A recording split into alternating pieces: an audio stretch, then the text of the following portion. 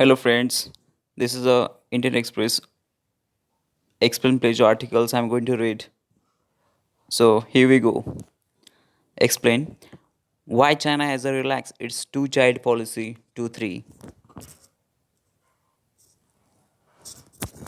Days after China's census data show population growth slipping to its slowest rate since the 1950s, the country has announced it will now allow 3 children per married couple 5 years after it first relaxed its controversial one child policy to two.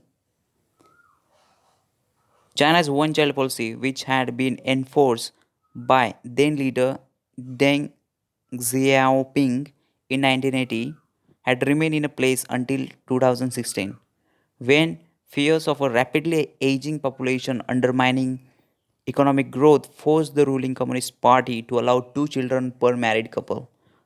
While the relaxation did result in some improvement in the proportion of young people in the country, the policy change was deemed insufficient in averting an impending demographic crisis. Even as a three-child policy has now been announced, many remain skeptical, wondering how it would be able to address challenges that the 2016 change could not, due to factors such as a higher cost of living, long working hours. How well did China's one child policy work? China embarked upon its one child policy in 1980 when the Communist Party was concerned that the country's growing population, which at the time was approaching 1 billion, would impede economic progress. The policy, which was implemented more effectively in urban areas, was enforced through the several means, including incentivizing families financially to have a one child, making contraceptives widely available, and imposing sanctions against those who violated the policy. Chinese authorities have long hailed the policy as a success, claiming that it helped the country avoid severe food and water shortages by preventing up to 40 crore people from being born. However, the one child limit was also a source of discontent as the state used brutal tactics such as forced abortions and sterilizations. It also made criticisms and remained controversial for violating human rights and for being unfair to poorer Chinese, since the richer ones could afford to pay economic sanctions if they violated the policy. Additionally, China's rulers have been accused of enforcing reproductive limits as a tool for social control. The Uyghur Muslim ethnic minority, for example, has been forced to have fewer children to restrict the growth of their population. The supposed benefits of the policy have also been questioned. Due to the policy, while the birth rate fell, the sex ratio became skewed towards males.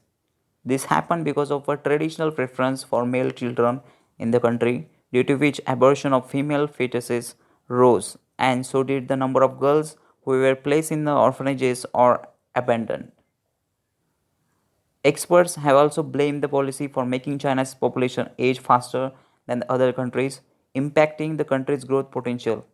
It is also suggested that because of the long lingering impact of policy, China would be unable to reap the full benefits of its economic growth and will need other ways to support it.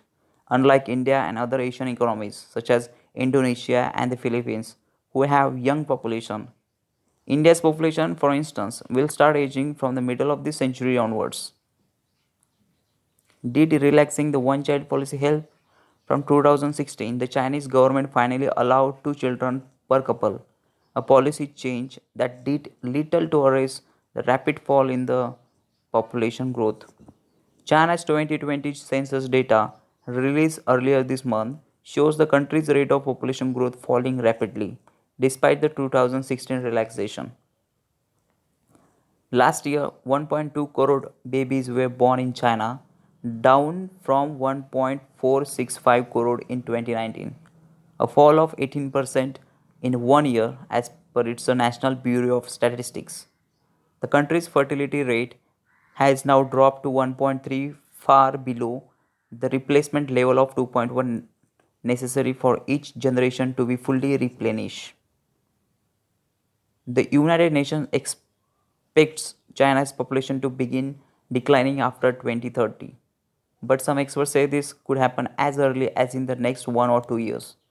By 2015, 2025, the country is said to lose its most populous tag to India, which in 2020 had an estimated 130 crore people, 1.5% behind China. Why do many remain skeptical about three-child policy?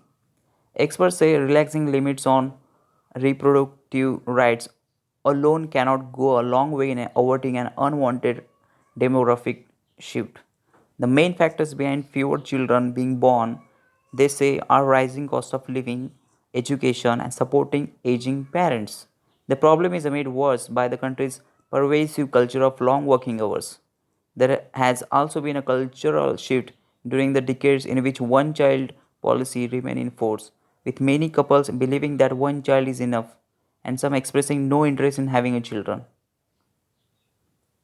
The Chinese government, however, has said that the new policy will come with supportive measures which will be conducive to improving our country's population structure, fulfilling the country's strategy of actively coping with an aging population and maintaining the advantage and endowment of human resources, according to Xinhua News Agency. Thank you.